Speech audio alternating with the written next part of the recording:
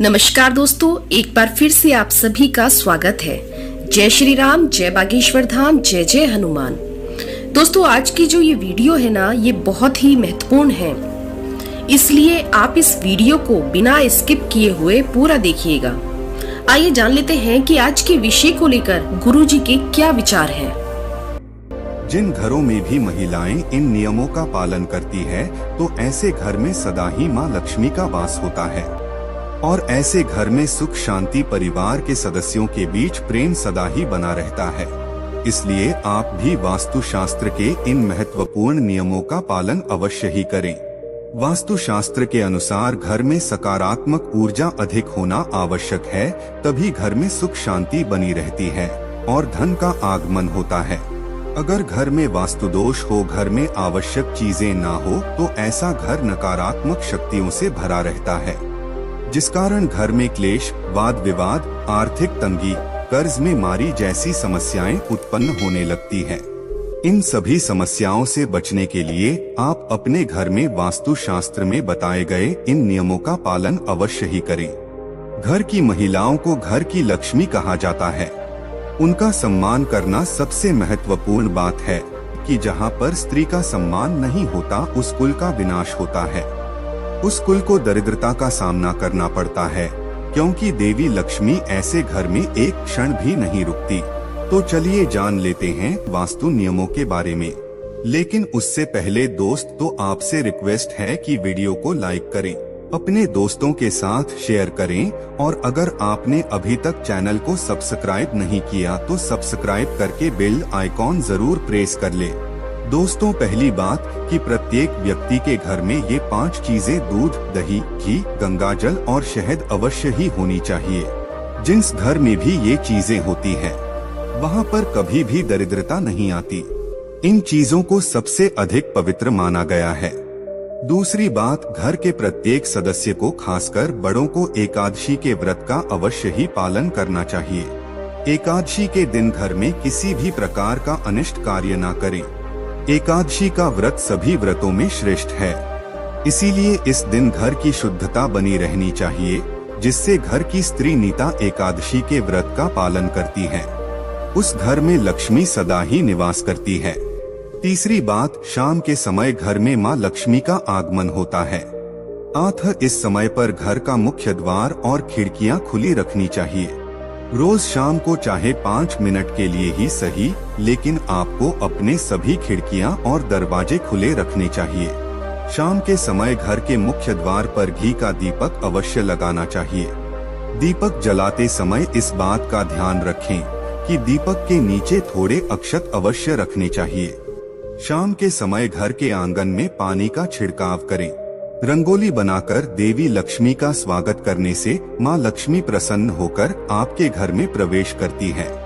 इसलिए आपको सुबह के समय या शाम के समय अपने घर के मुख्य द्वार पर रंगोली जरूर बनानी चाहिए। चौथी बात, घर के मुख्य द्वार पर स्वस्तिक का चिन्ह बनाना चाहिए। स्वस्तिक अत्यंत शुभ चिन्ह है। ये घर को बुरी नजर से बचाता है तथा घर में नकारात्मक शक्तियां प्रवेश नहीं कर पाती। पांचवी बात, हफ्ते में एक बार नमक के पानी से घर में पोछा लगाना चाहिए। नमक नकारात्मक शक्तियों को सोख लेता है और घर का वातावरण पवित्र करता है। स्नान करते समय भी पानी में थोड़ा सा नमक मिलाकर स्नान करना चाहिए, इससे तन की शुद्धि होती है। छठी बात, रोजाना चींटियों को शक्कर मिला हुआ आटा डालना चाहिए, इससे व्यक्ति के कुंडली के दोष दूर होते हैं। सातवीं बात, कुलदेवी अथवा कुलदेवता के वार के दिन घर में उनके नाम का दीपक लगाना चाहिए। जैसे अगर आपके कुलदेवता महादेव है तो सोमवार का दिन महादेव का दिन होता है। ऐसे में सोमवार को विशेष महादेव के नाम का एक दीपक अपने घर के मुख्य द्वार पर रखें। आप तेल का दीपक भी लगा सकते हैं। महादेव आपके घर पर अपनी विशेष कृपा बरसाएंगे। तो इसी तरह से ये उपाय आप अपने कुलदेवता या कुलदेवी के लिए कीजिए। इससे कुल देवता प्रसन्न होते हैं और घर के सदस्यों पर अपनी कृपा दृष्टि बनाए रखते हैं।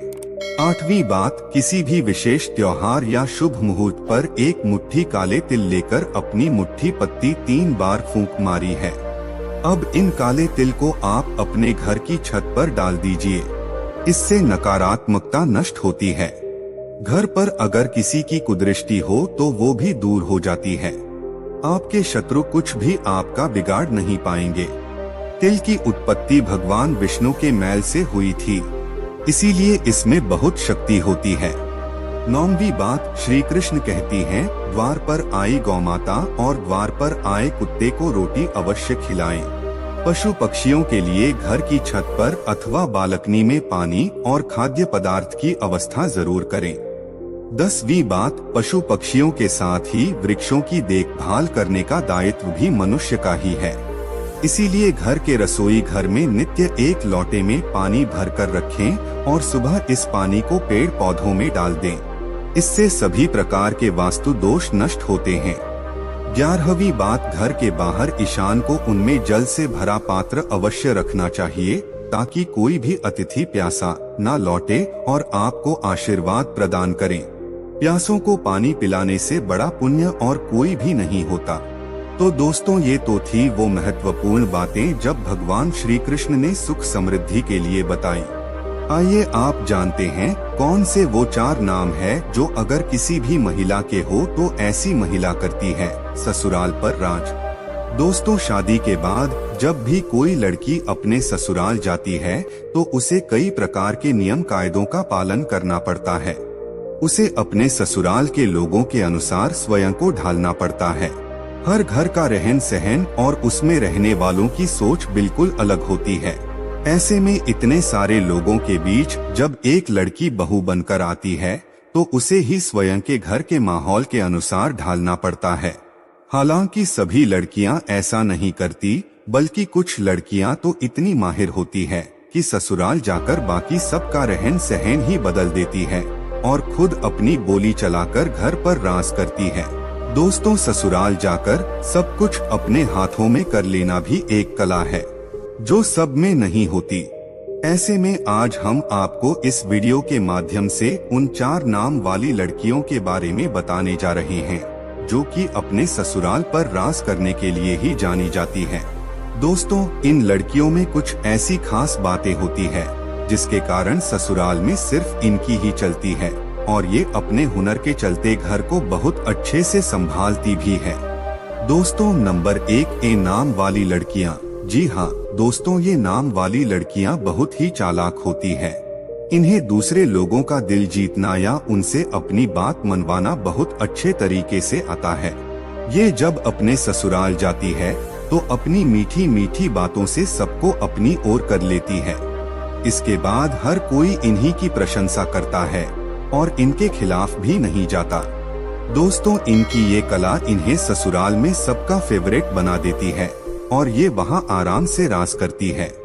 नंबर 2, एच वाली लड़कियाँ। एच नाम वाली लड़कियाँ भी बहुत ही हुनरमंद होती है। ये अपने हुनर से ससुराल वालों को खुश कर देती है। इनकी खूबियों को ससुराल के लोग भी नजरअंदाज नहीं कर पाते। इस प्रकार सबके मन में इनके लिए एक इज्जत बनी रहती है।